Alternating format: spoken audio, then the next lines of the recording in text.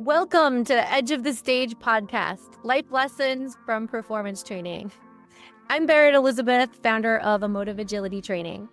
I'm Matthew Ellenwood, founder of Ellenwood Studios and creator of EmoVerity training.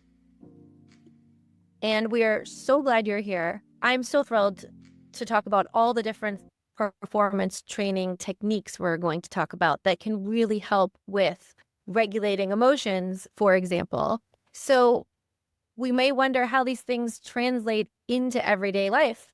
But have you ever had a time in your professional life where you walk into a room and you are expressing more than you want to express?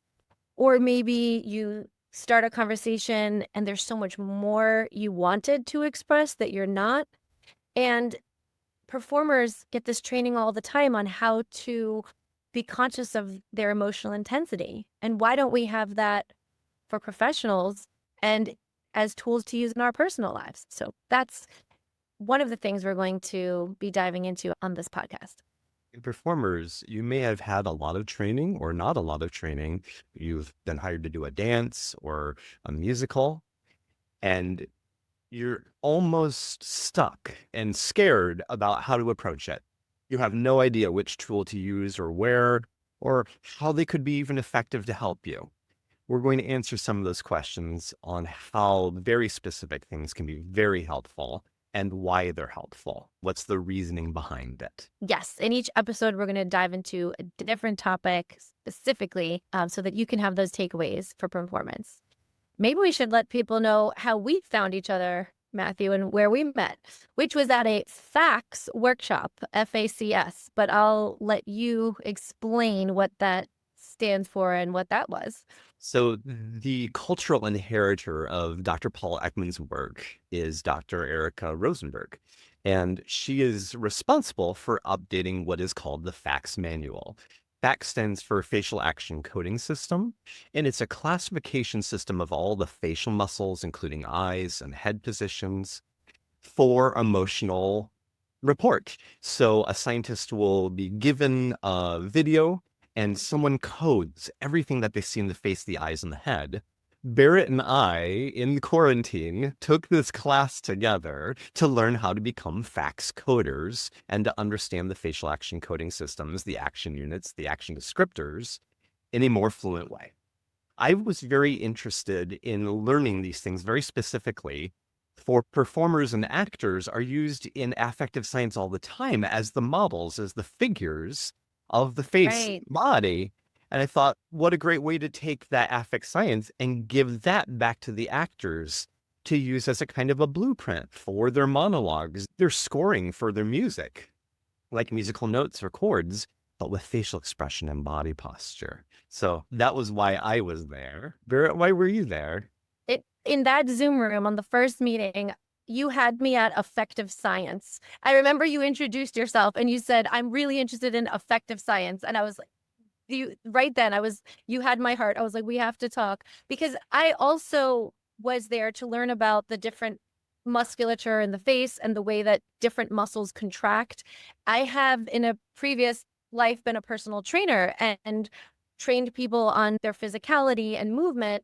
And I took the class because I wanted to be able to coach people into emotional expressions using something objective, like contract this muscle, rather than show me you're sad, right? Other applications for the facial action coding system include lie detection, or animators take that class to create emotional expressions. You shared not only the love for the science behind it, but the desire to use that tool to coach people on emotional expression. And I was like, tell me more. We need to meet. So we were really thinking about what our interests are, how do we apply this, and what name would encapsulate this in all the lenses we want to see this work. So we came up with the edge of the stage, thinking about the identities of a performer. We have our most personal self that we reveal only to our loved and trusted ones. We have this professional self as actor, singer, musician, dancer, performer. And then we have the character or the perspective that we're sharing in that art. When those intersect, and I can find a little bit of vulnerability to share myself, within that characterization, I'm living at the edge of the stage. And how do I do it reliably, sustainably, and repeatably so that edge of the stage is a healthy place to be? It's not a safe place, a brave place to be, but that it's repeatable and reliable and not exhausting. After I do my show or my musical or my dance, I don't feel like I have to go out for a drink afterward to get rid of that role. I can use my good training to leave it at the theater. Yeah. And what's it mean to you when you think about edge of the stage and professional sphere? So when I think of where's that edge of the stage and the word performance, I think performance is often associated with artists, actors, dancers, musicians, etc. That word is also associated in the workplace in performance reviews. It's a measurement for how good are you at your job, or someone who is public speaking is giving a performance or presentation. Performance translates to athletes as well. When I think about the edge of the stage and performance training, I know that there are so many performance techniques that actors are trained in, or performers, creative artists are trained for performance purposes that can be used in other contexts, such as the workplace, difficult conversations, etc. And that it is a training. Sometimes we think that we need to either naturally have charisma or emotional intelligence, or a certain attitude or personality determines how we're going to show up in a conversation. But in fact, performers train day in and day out to make these choices on stage that we all have in everyday life. We may not realize we can make that choice in our performance review conversation or in our next interview. That's what I'm really excited to highlight here, and where I think that edge of the stage moves into everyday life for all humans. Absolutely. The personal aspect of what these techniques can do for us are enriching both as professionals and in our interpersonal relationships in everyday life. What's your background? What made you feel these intersections of the need to bring this to the world at this time? Truly, having studied directing and been a musical theater kid my whole life, and then I ended up going through a vocal surgery when I was 19 to remove nodules from my vocal cords, and realized that in that retraining of my voice in order to speak in a healthy way, I noticed shifts in the way people perceived me when I spoke differently, but even more importantly, how I felt and how my personality and my own self-expression was translated differently when my voice changed, when the way I would breathe changed, when I shifted breathing from my diaphragm rather than up in my chest. I noticed a lot of different emotional habits that had caused a very unhealthy way of speaking. That's where the impetus was to dive into this academically and to learn more about how performers deliberately train around emotions to speak in a healthy way. What was causing me not to speak in a healthy way were emotions like people pleasing and insecurity that cut off that freedom in myself to breathe. Who would have thought? Wow, Berit. This coincided with when I was in college. I studied theatrical directing and psychology. For me, those things have always gone hand in hand. And when I discovered Richard Schechner's Rasa boxes technique, it was because I was really enthralled with the training of Bertovsky. I found the one person closest to me geographically who had worked with Grotowski, and that was Richard Schechner. So I ended up throughout that physical performance workshop of the Rasa boxes, taking that many times, I just thought, this needs to be not just in theater. I want to transpose this to everyday life, and ended up aligning those exercises to teach emotional intelligence skills to professionals. So that has been my main passion, alongside many years in business development and leadership roles across different industries. Oh, cool. I love how all these intersections have brought you to where you are into this moment. Very grateful to be sharing this space with you. And same. And that is why when I learned about your work, I thought, you know what? I think Matthew is my spirit animal of professional work because of the myriad of techniques that you teach and those that you hone in and the way that you have crafted EmoVerity. It just makes all the sense in the world that other people get to hear our conversations now through this podcast, because I think more people would be so intrigued to know how the body and the mind and the emotions can be developed through training, not accidentally. You were brave and divulged about your vocal injury. My story, I was a childhood actor and a pianist and singer. I come from a very musical family. My older brother is a clarinetist. My mother and father were both singers, folk singers. And so we come from a musical and theatrical family. Throughout my life, I felt massive introversion and nervousness, embarrassment, stumbling. And it was only later in life that I was diagnosed with ADHD and generalized anxiety. When I had a really bad infection, I took a medicine called Cipro. Temporarily, half of my body, my left side, became incapacitated.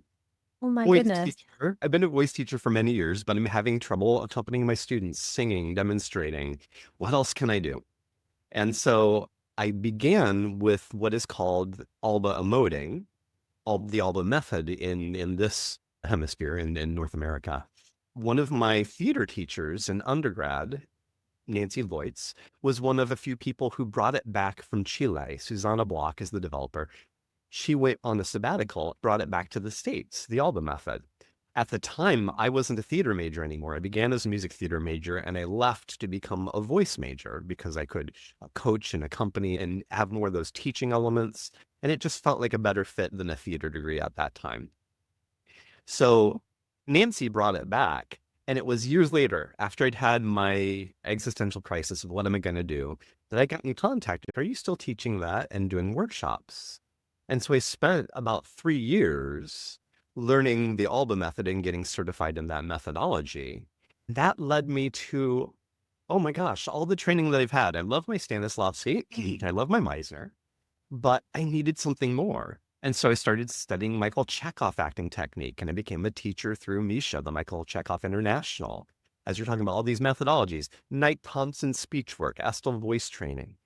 And the reason why I chose all of these is I was asking high competency professionals, Broadway performers, Hollywood stars, what methods have been really reliable to you in doing your work consistently? And these were the types of methods that were brought into those conversations. So after years of doing the ALBA, I wanted to take a deeper dive. I wanted to go into other affective science, gestures, proxemics, haptics, really devour it all and bring that to my performers. Certainly the effector patterns as a foundation, but then going on to Ekman's work with facts and microexpressions, gesture theory, proxemics, vocalics, intensities and mixes. So I developed EmoVerity for performers so that they have the full language of the body, the face, and the voice. I used to have panic attacks so bad that I'd have to go to the emergency room.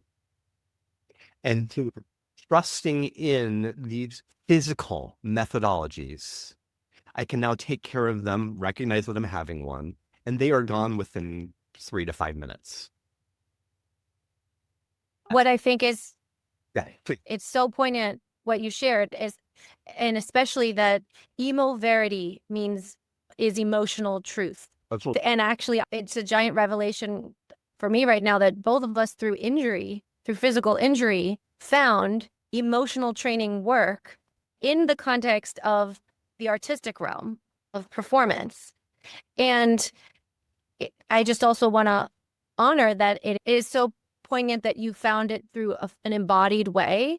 Essentially, what I think we're offering here to people through this podcast are individual strategies for emotional regulation, emotional management, but also self-healing. So to have taken a variety of performance training techniques and having been drawn to them, apply those to your own struggles and have success is just so meaningful. Thank you for sharing that. It explains why we teach what we teach. There's a lot of people out there that I think that don't have access to the tools they are seeking. I work in the mental health space as well. I'm not a clinician, but I ended up developing a tool that helps therapists get increased access for intake sessions for mental health therapy. There are people out there that can't access therapy fast enough because there are a finite amount of certified therapists and many more people, just as it's a numbers game, that to access those therapists and their time slots. I feel like there are a lot of people who don't know that there are tools that live in the performance world that could be used in a matter of a few minutes, as you just articulated, to change one state of anxiety. Yeah. I want to make sure the tools are known more widely across disciplines because they are so useful for personal life. Do you want to talk about what listeners will encounter week to week? Yes. In each episode, we are going to spotlight one topic and name the performance training techniques that can help with that topic and that can help you enhance your work as a performer, your work as a professional through that topic. For example, emotional intensity.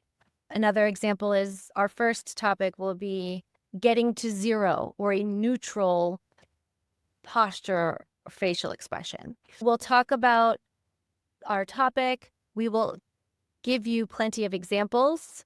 We'll also give you steps to integrate that strategy into your performance or personal life.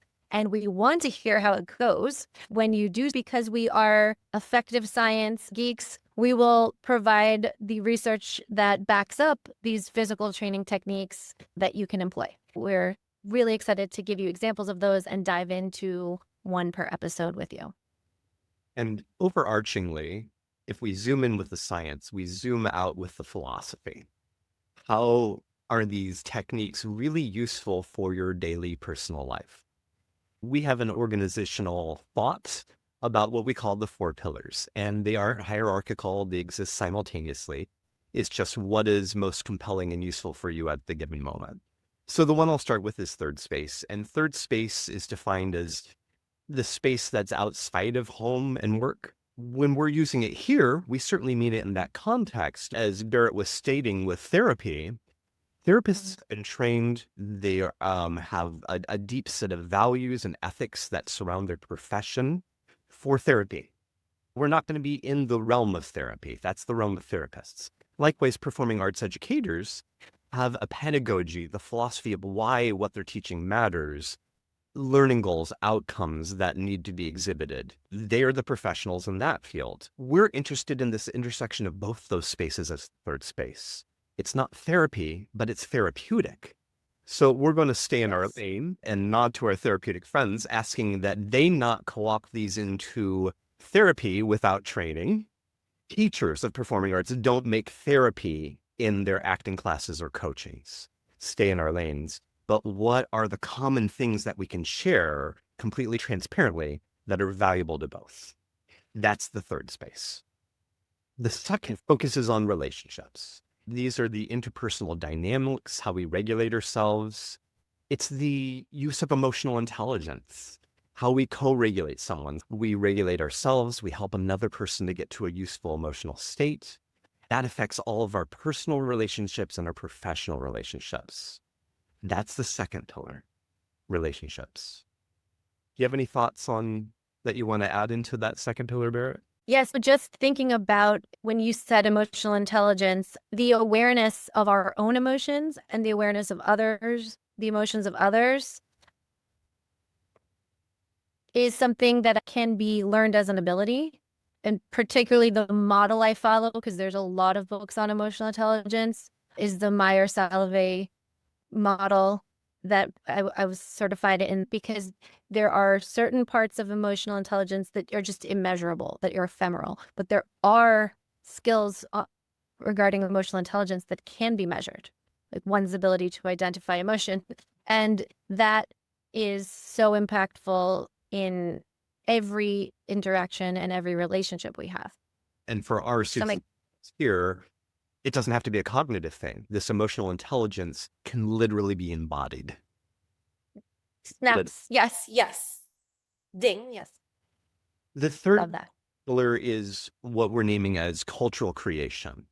And this really uses all of the things that we're going to talk about to name how we're going to shape a culture. What is the desired output or ethic around it? Whether that's theater or a corporate business, a school, or other context. It's about leveraging these tools to shape the environment and the interpersonal dynamics that are going on at that environment. What do we want to shape in this way of being, and how does that affect our culture and our art? Yes, absolutely, because this is personal development. We can't talk about personal development and who we are without contextualizing ourselves in the culture that we're in. There are specific limitations in that culture, but it also gives us a way to assess, is that culture working in the way that's useful, helpful, and healthy? Which leads me to the last, but not the least, and again, no hierarchy here, the fourth pillar, autonomy.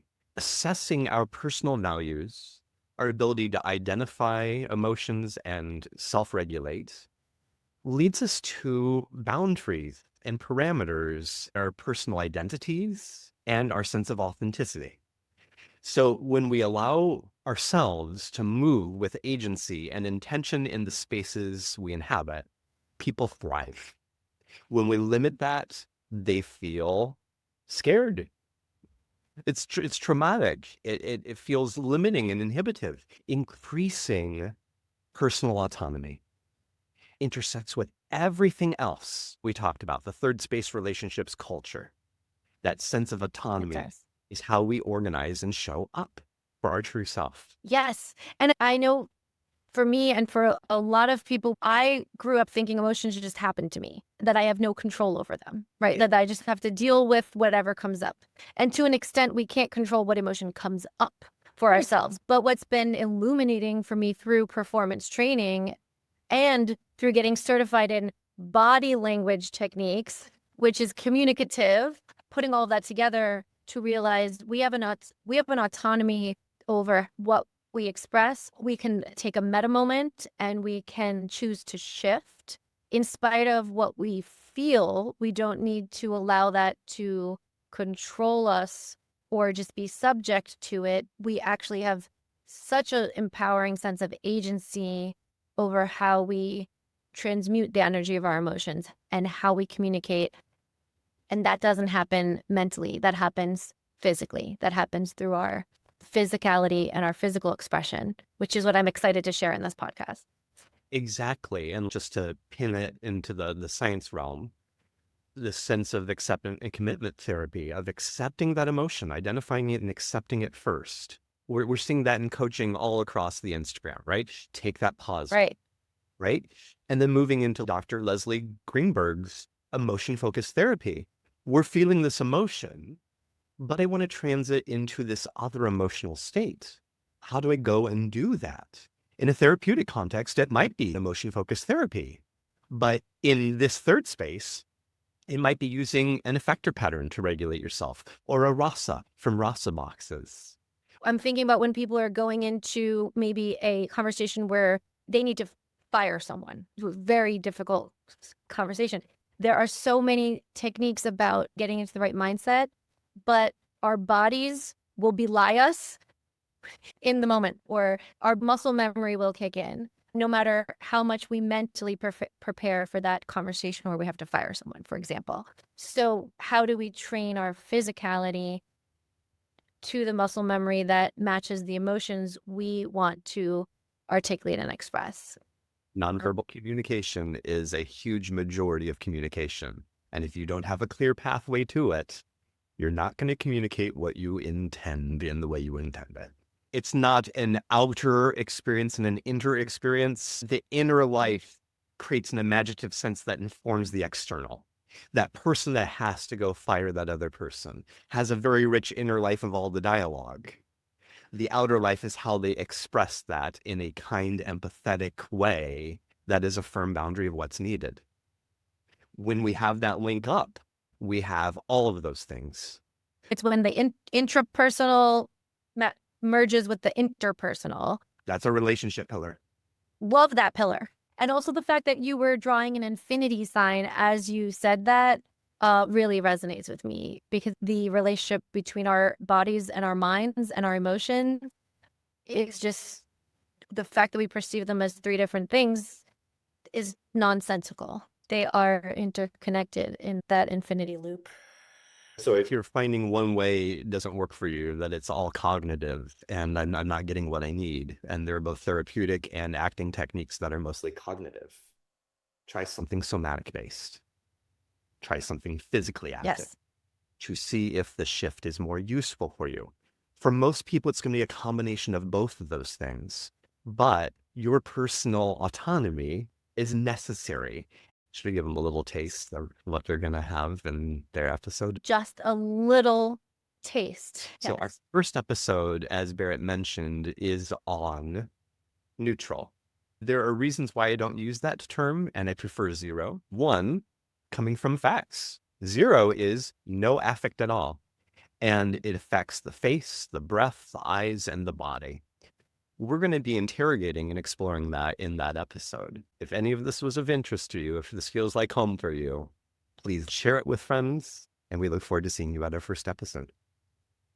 We can't wait to see you there and talk more about this. Join us then.